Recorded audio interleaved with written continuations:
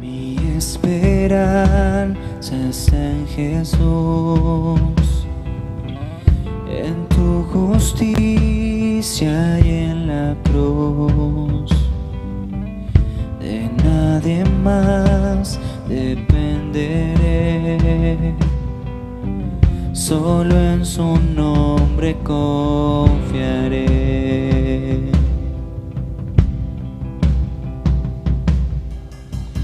Mi esperanza está en Jesús,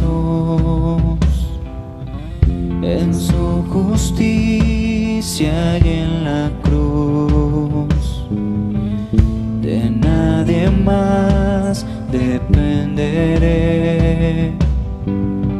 solo en su nombre confiaré. En Jesús fuerte soy, solo Él mi roca es. Sobre la tempestad Él es Rey.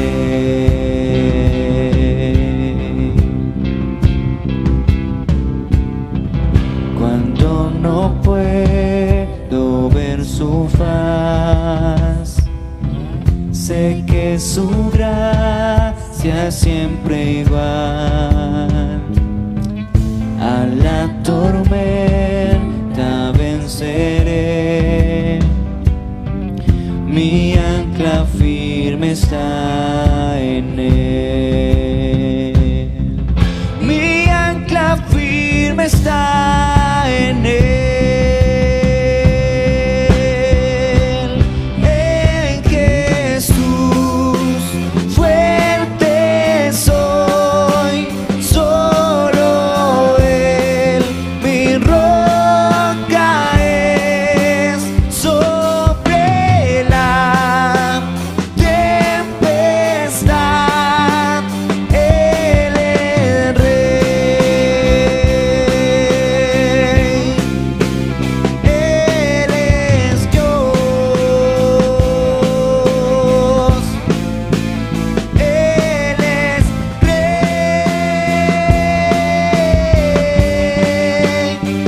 En Jesús fuerte soy, solo Él mi roca es.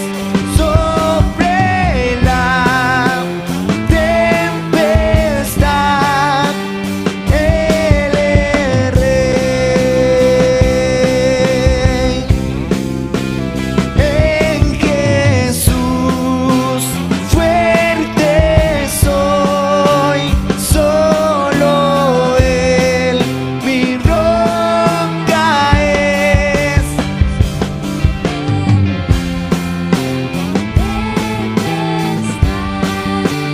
Él es Rey.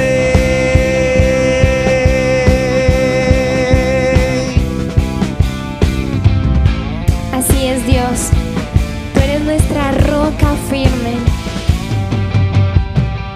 Un día Él regresará, en su presencia voy a estar. Sin manchar de Él vendré, justificado por la fe. Seremos justificados cuando te veamos cara a cara a ti, Dios. Y entonces sabremos que ha valido la pena conocerte cada día en intimidad. Ver a quien es el perfeccionador de nuestra fe será la cosa más impresionante y hermosa. Tú eres nuestra roca y eres Rey por la eternidad. No hay nadie como tú, Dios. En Jesús fuerte soy, solo Él mi roca es.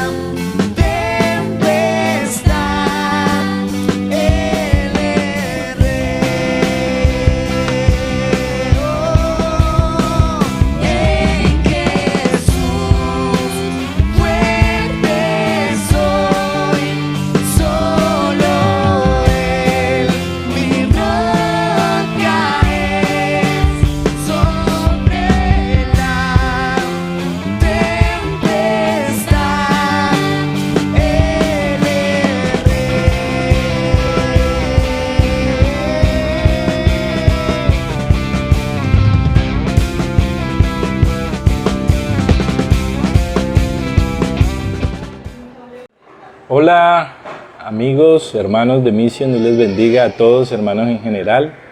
Dios les bendiga a todos. Bendiciones y qué bendición poder estar con ustedes hoy también. Que Dios nos permite estar este día aquí. Así que oramos y iniciamos dándole gracias a Dios por esta oportunidad y por su amor tan maravilloso con nosotros y con nuestras vidas. Padre, queremos bendecir tu nombre porque eres grande, porque eres bueno, porque eres maravilloso y porque nuestras vidas están en tus manos, siguen estando en tus manos. Y Señor, tú eres soberano sobre cada uno de nosotros. Gracias por ser la roca de nuestra salvación, gracias por ser nuestra esperanza, gracias por ser todo lo que necesitamos.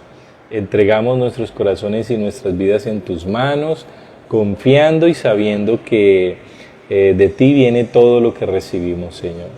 Y ponemos en tus manos nuestras familias, nuestros amigos, y sabemos, Señor, que tú estás haciendo tu perfecta voluntad en cada uno de nosotros. Y como dice tu palabra, Señor, hasta el día en que venga Jesús la seguirás haciendo. Te damos gracias esta noche. Amén. Bueno, esta noche quiero hablarles de algo que creo que cada uno de nosotros debe de reflexionar. ¿Cómo estamos viendo y cómo estamos viviendo nuestra vida actual? Cada situación nos debe llevar a pensar en que cómo estamos realmente viviendo nuestra vida.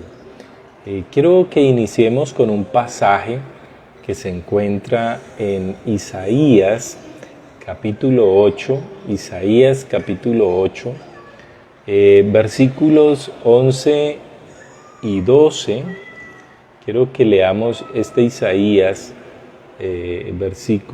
capítulo 8, versículo 11 y 12. Vamos a leer Isaías entonces, 8, 11 y 12. Dice así: porque el Señor me dijo de esta manera con mano fuerte y me enseñó que no caminase por el camino de este pueblo diciendo: no llaméis conspiración a todas las cosas que este pueblo llama conspiración, ni temáis lo que ellos temen, ni tengáis miedo. El versículo 13 dice así, de este mismo capítulo 8 de Isaías: al Señor de los ejércitos, a Él santificad, sea Él vuestro temor y Él sea vuestro miedo. Me llama mucho la atención que en este tiempo que está viviendo nuestra nación, un tiempo difícil, un tiempo bastante complejo, en lo personal, yo, en todos los años de vida que llevo, yo soy de aquí, de esta ciudad, jamás nunca, esto es inédito, jamás nunca esto había pasado en esta ciudad, todo lo que ha pasado, jamás, o sea, yo que salgo, que veo todo lo que sucede, no, jamás yo lo había visto. Y todas estas cosas que suceden y que vemos, de todo tipo de cosas que oímos en las noticias, de todo tipo de noticias, buenas, regulares, falsas, más o menos verdades, medias verdades, en fin, de todo lo que oímos, todas estas situaciones de la corriente de nuestro mundo, estoy hablándole a cristianos, nos puede llevar a tener muchos temores, muchas desesperanzas y a caer en la incertidumbre de la que todo el mundo habla, de la que todo el mundo siente, en la que todo el mundo está sumergido, en lo que todo el mundo piensa, en la zozobra de qué va a ser mañana, y será que sí, será que esto sí se va a arreglar, será que cuándo va a terminar, será que los miedos, los temores, las angustias, todo esto es inevitable que nos sucedan todas estas cosas. Yo quiero decirte algo, mira, hubo un tiempo muy complicado que tuvo la nación del pueblo de Dios de Israel, ha tenido muchas situaciones muy difíciles, y este era un tiempo difícil que estaba atravesando la nación, pero Dios le decía a Isaías y le decía al pueblo le decía esto, escucha bien. A pesar de lo compleja de la situación, Dios le decía esto al pueblo y Dios le decía esto a Isaías, a su profeta. Le decía, porque el Señor me dijo, versículo 11, capítulo 8 de Isaías, porque el Señor me dijo, de esta manera con voz fuerte y me enseñó que no caminase por el camino de este pueblo, diciendo, no llaméis conspiración a todas las cosas que este pueblo llama conspiración. No temáis lo que ellos temen, ni tengáis temor. Al Señor de los ejércitos, a Él santificad. Él sea vuestro temor, Él sea vuestro miedo. Mira, con todo lo que sucede en Colombia hoy, en nuestra ciudad y en nuestro mundo, yo me sorprendo que las clínicas de reposo, estaba viendo una noticia de esta semana, y las situaciones de psiquiatría están disparadas, la gente con zozobra, con angustia, con temores, de todo tipo. Y en este tiempo la gente cree en todo tipo de cosas, ¿sí? Pero es increíble que la gente tiene miedo de todo y de todos, pero no tiene miedo de Dios, no tienen temor de Dios. O sea, todo le genera temor en este tiempo, todo le genera angustia, pero no le genera temor Dios, no le genera temor la vida que está llevando, no le genera temor cambiar su vida, transformar su vida, no le genera ningún temor no hacer la voluntad de Dios, no le genera ningún temor, no tener ningún temor reverente de Dios. Y es capaz en este tiempo de creer todo y a todos, de creer a todos los periódicos, a todas las noticias, por internet, por todo tipo, pero son incapaces de creer la palabra de Dios. Y todo les genera terror, pero Dios no les genera ningún temor. No hacer la voluntad de Dios no les genera ningún temor. Qué increíble que nuestras vidas puedan tener otra óptica. Yo tengo un dicho que todos lo saben. ¿Cómo la ves tú que tienes gafas? Yo quiero preguntarte hoy, de hecho así se llama el tema de hoy, ¿cómo la ves tú que tienes gafas? Y la pregunta es, ¿cómo la ves tú que tienes a Cristo? ¿Por qué? Porque si Dios está en mi vida, no importa las situaciones que estén pasando a mi alrededor, usted y yo, Dios quiere y necesita que usted tenga otra óptica, que usted tenga otra forma de ver el mundo y otra forma de ver la vida, que usted no tema lo que todos temen, que usted no repita lo que todos repitan, que usted no se angustie como todos se angustian, que usted no tenga las mismas inquietudes y las mismas ansiedades que todo el mundo maneja. Como le decía Dios al pueblo de Israel y le decía Dios a su profeta, no llaméis conspiración a todo lo que este pueblo llama conspiración, ni temáis todo lo que ellos temen. Dios, el Señor, tiene que ser tu temor. A Él sí debes de temerle. ¿Por qué? Porque mira, esta situación, Dios hace así y todo es transformado, ¿sí? Pero las personas con toda la angustia que tienen, es complicadísimo que crean la palabra de Dios, no se acercan a Dios. No, sí, hay muchos que se están acercando, estos tiempos sirven para eso, sí, pero pero son un número demasiado poco a la cantidad de personas que deberían de hacerlo y que deberían de creer más la palabra de Dios. La palabra de Dios la cuestionan y que sí, el papel puede con todo y eso hay que mirar si de verdad sí, pero la gente, cualquier cosa que escribe cualquier persona en una red social que ni saben quién es, inmediatamente la cree. Cualquier cosa que escribe alguien en un periódico que no se sabe quién es, inmediatamente lo creen y lo asumen como una verdad absoluta. Pero la verdad absoluta de Dios, la única verdad absoluta que es Dios, que es Jesús, no son capaces de creer esa verdad absoluta. Están ciegos ante esa verdad absoluta. ¿Cómo la ves tú? ¿Y cómo debo yo de ver? ¿Y cómo debe ser mi visión y mi óptica de las situaciones complejas y difíciles? Bueno, definitivamente entendiendo algo que solamente se puede entender a la luz de la soberanía de Dios, manejando nuestra vida y gobernando nuestro corazón y nuestro interior, y teniendo una óptica de la soberanía de Dios bien entendida. Y cuando digo bien entendida es en este sentido. Si leemos varios pasajes en los que Pablo nos enseña la óptica correcta de las situaciones complejas, vamos a entenderlo mucho mejor. Si miramos un ejemplo, la carta a los Efesios, el capítulo 3, el versículo 1, dice de la siguiente manera, dice así, Pablo dice así, por esta causa yo, Pablo, prisionero de Cristo Jesús, por amor de vosotros los gentiles. A mí me impacta la óptica que tenía Pablo de las situaciones complejas. Acuérdate que en aquel entonces el Imperio Romano estaba con toda persiguiendo al cristianismo hasta la exterminación, matándolos, en fin, haciendo con ellos de todo. Estaban viviendo una situación realmente difícil. Estoy hablando de los cristianos.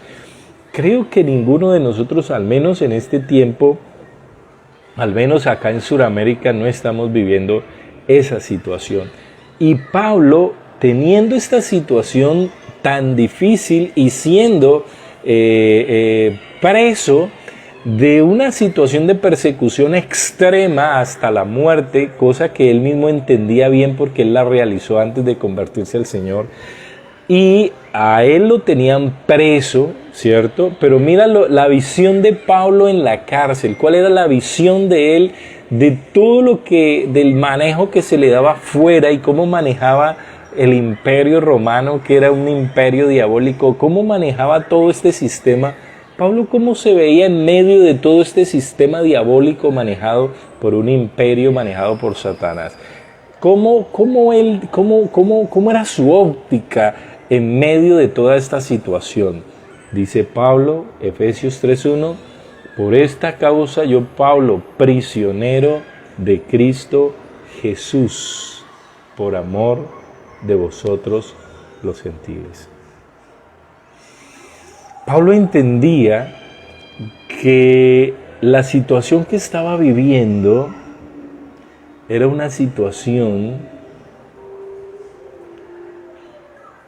que Dios lo había puesto a él allí, en esa situación. Y por eso él no ni siquiera dice yo preso del Imperio Romano, sino que dice prisionero de Cristo Jesús. ¿Cómo la estás viendo tú? ¿Cómo la estás viendo? Prisionero de Cristo Jesús. Era el Imperio Romano quien lo tenía preso, pero él entendía que esto era necesario de parte de Dios para su vida, para que los gentiles pudiesen conocer al Señor. Si leemos otro pasaje en Efesios capítulo 4, que él está en una cárcel todavía.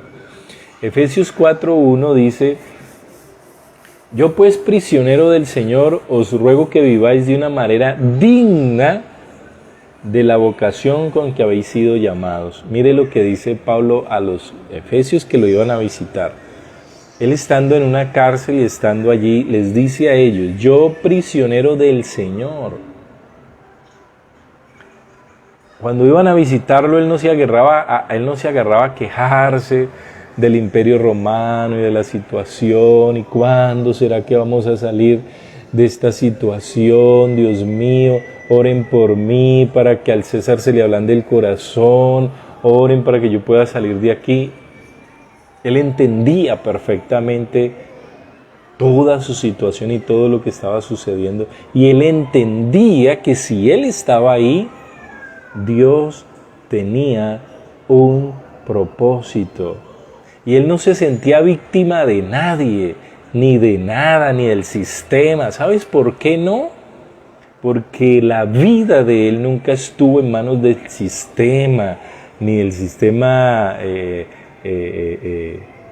ningún tipo de sistema. Su vida entendía él que estaba en las manos de Dios. Eso lo tuvo él como una revelación una vez en Hechos, ese capítulo extraordinario del libro de los Hechos donde este barco se hace pedazos y él le dice a todos los presos yendo para Roma, les dice, Dios se me apareció esta noche y me dijo que Él estaba conmigo, que no temiera, que siguiera adelante, que le metiera duro, ¿cierto? Estoy aquí parafraseando, y que a ninguno de ustedes les iba a pasar nada, a mí tampoco, y que Él nos iba a cuidar. Y el barco, eso sí se hizo antes de que el barco se hiciera trizas y que naufragaran en el mar. Él tuvo una revelación, ¿qué importa? Se va a venir con duro y va a venir peor, pero Él me ha dicho que yo estoy en sus manos, que aunque todo se haga pedazos a mi alrededor, mi vida no depende de las circunstancias externas, mi vida depende de Dios, ¿sí? Y Él va a mover las situaciones, los recursos, porque Él es soberano y Él va a hacer lo que tiene que hacer con los que lo tiene que hacer, en medio de lo que sea que estemos viviendo. Pero yo no soy un preso del sistema, no me quejo del sistema, yo soy un preso de Jesús. Mira esto, Efesios, el mismo libro de Efesios 6:20, mira, dice esto, por el cual soy embajador en cadenas. Pablo dice, soy embajador en cadenas, que al proclamar lo hable con denuedo, como debo de hablar. ¿Pablo qué pedía? ¿Qué pedía Pablo? ¿Ser libre de la cárcel? No. ¿Sabes qué pedía y qué le decía a las personas que oraran por él? Que estando en cadenas él pudiera proclamar con denuedo. O sea, con denuedo significa con valentía, con arrojo, con berraquera, que la prisión no le mermara una gota de pasión, de amor, de arrojo, de berraquera, de ánimo, que nada de esto le robara la pasión de hacer lo que tenía que hacer. Pero ¿sabes algo?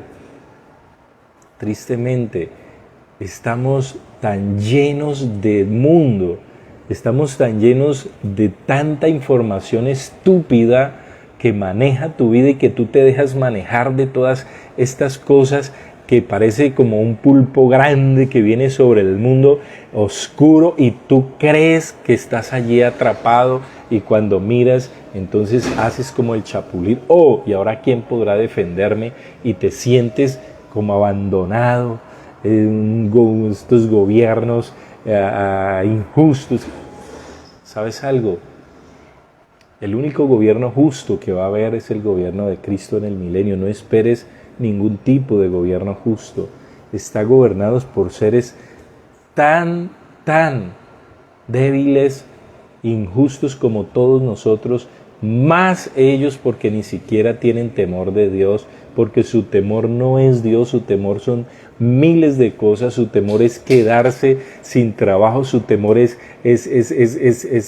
qué van a comer, su temor es qué van a beber, su temor es que se les pierda la plata que tienen en el banco, que se les pierda la inversión, su temor es que el negocio no les crezca, su temor es que ya el emprendimiento que iniciaron ahora se les va a ir a pique, su temor es que no van a empezar, ahora que tenían todo para empezar, ahora no pueden empezar.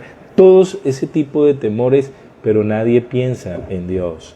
Su temor es Dios, y por eso Dios te dice a ti y a mí, y le decía a Isaías y al pueblo, que yo sea tu temor, que yo sea quien te mueve, que yo sea, si tienes que tener algún temor, tenlo de mí, porque al fin y al cabo mi vida y su vida depende de Dios. No somos de este mundo, no tenemos nada que ver con este sistema. Su vida y mi vida pertenece al cielo, puestos los ojos en el cielo donde está Cristo, dice.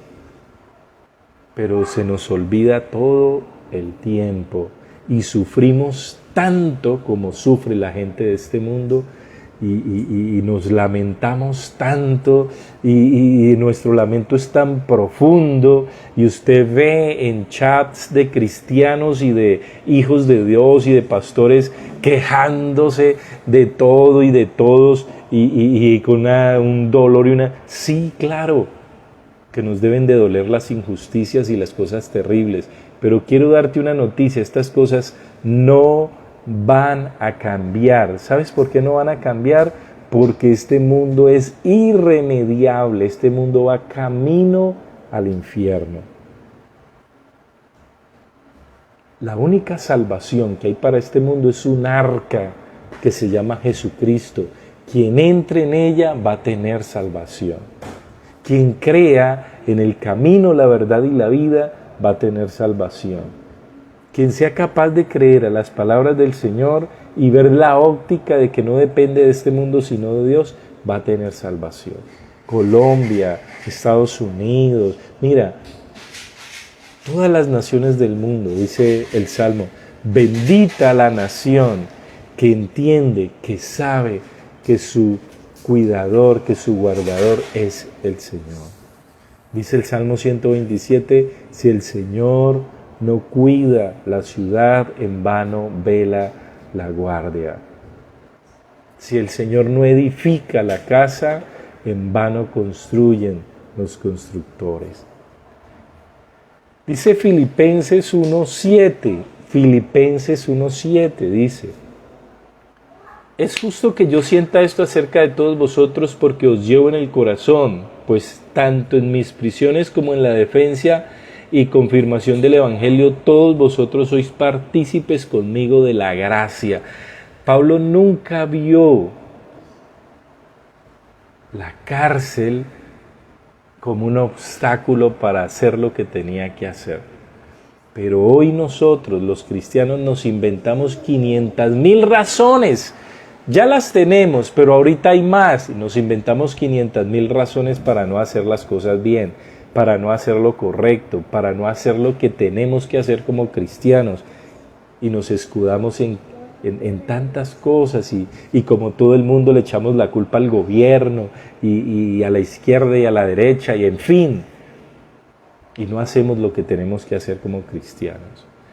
Filipenses 1 del 13 al 16 dice así, Filipenses 1 del 13 al 16 dice, de tal manera que mis prisiones por la causa de Cristo se han hecho notorias en toda la guardia pretoriana y a todos los demás. ¿Y qué es lo que Pablo dice con esto? El que yo esté encerrado, esto ha sido una bendición.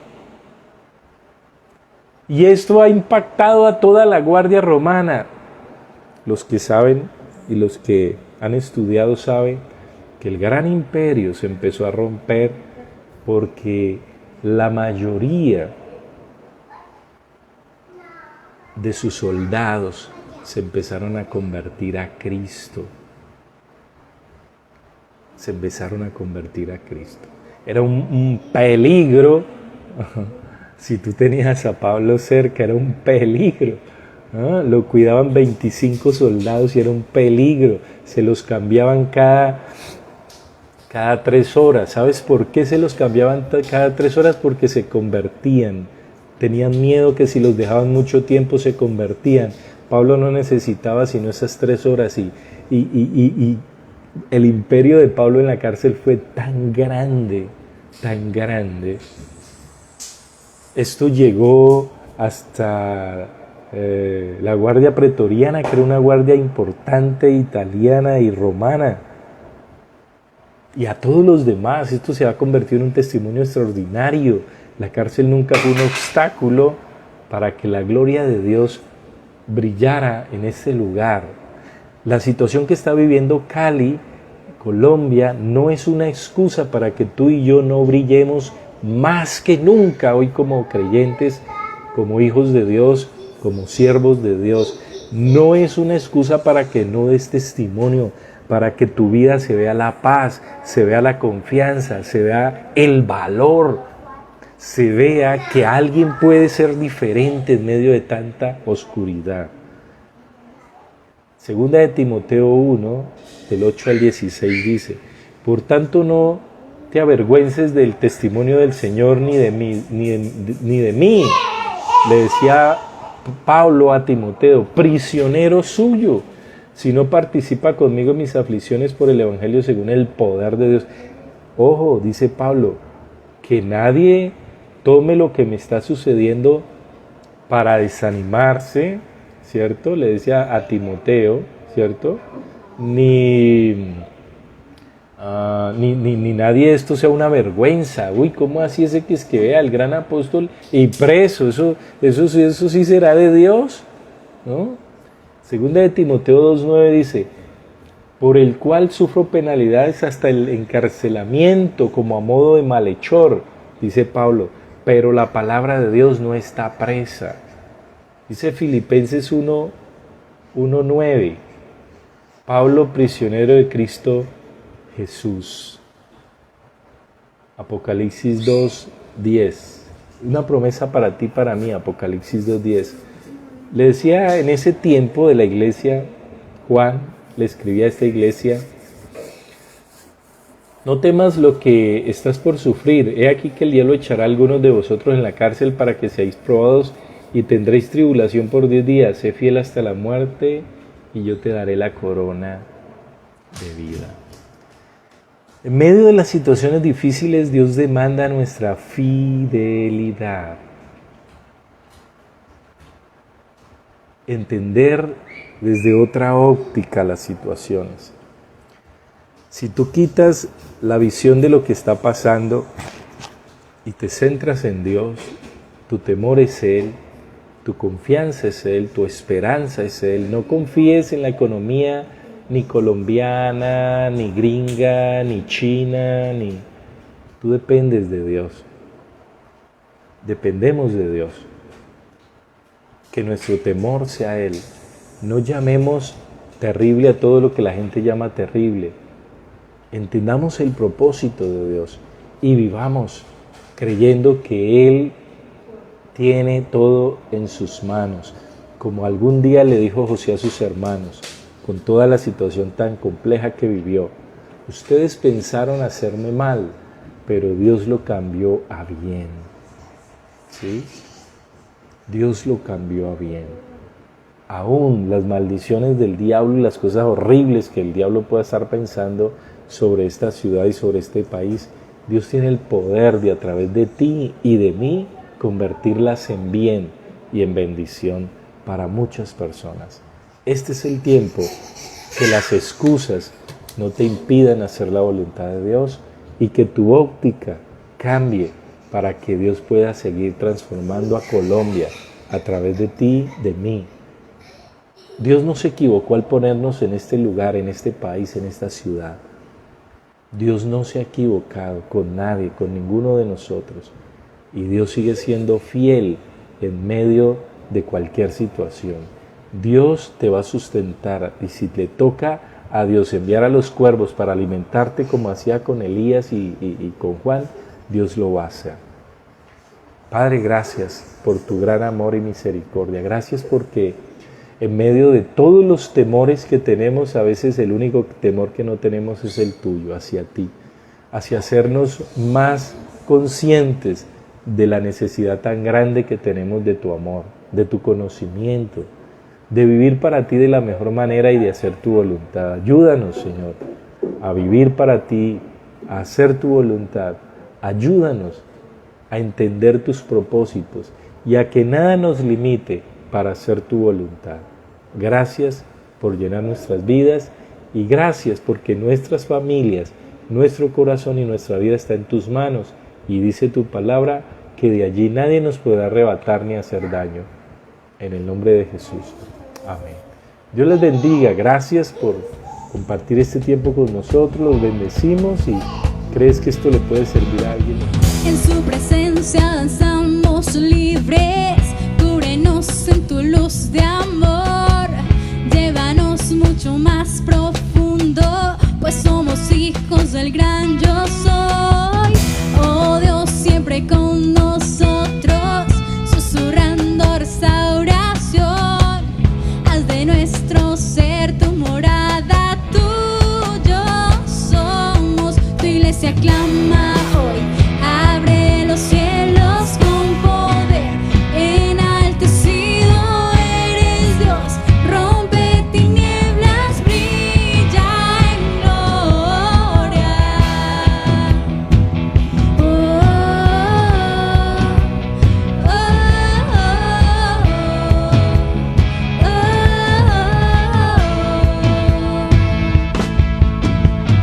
En tu presencia danzamos libres, cúbrenos con tu luz de amor, llévanos mucho más profundo, pues somos hijos del gran yo soy.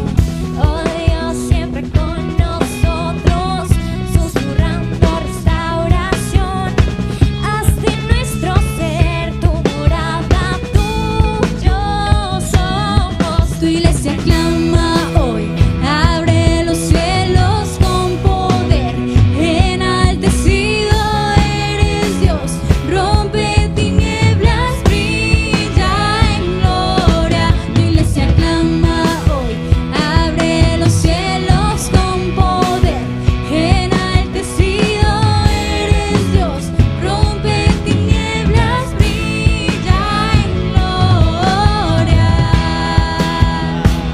Tú